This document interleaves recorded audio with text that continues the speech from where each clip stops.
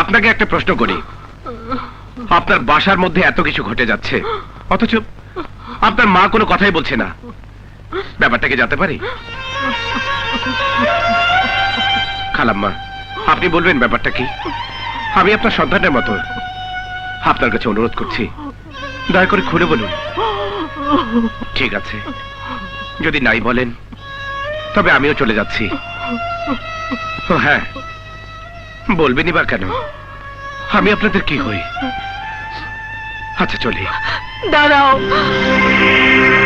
আমার শুধুমাত্র দুটি মেয়ে। ওর বাবা একজন শিক্ষক ছিলেন, আজ 2 মাস হলো মারা গেছে। মুক্তি শিল্পকলায় নাচ শিখত। ওর ইচ্ছে ছিল নাচ শিখে নামকরা শিল্পী হিসেবে খ্যাতি অর্জন করবে।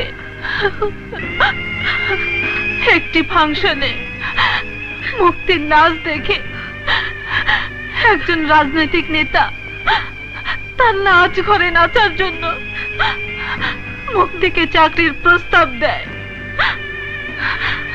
মুক্তি তার প্রস্তাবে রাজি না হলে সে কৌশলে তার এক লোককে দিয়ে আমার বড় মেয়ের বিয়ের প্রস্তাব দিলে আমরা না জেনে বিয়ের প্রস্তাবে রাজি হই এবং সেখানেই তার বিয়ে হয়।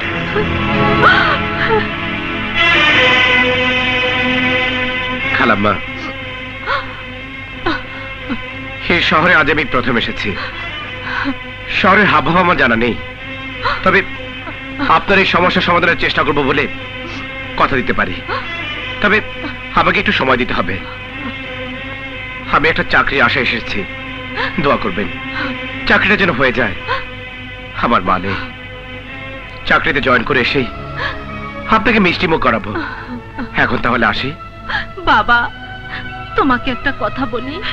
শীতের রাত, এত রাতে না গিয়ে যদি গরিবের বাড়িতে থেকে যাও তাহলে আজ রাতটা আমিও কিছুটা বিপদ মুক্ত থাকতাম, কারণ ওই বদমাশগুলো আবার আসতে পারে।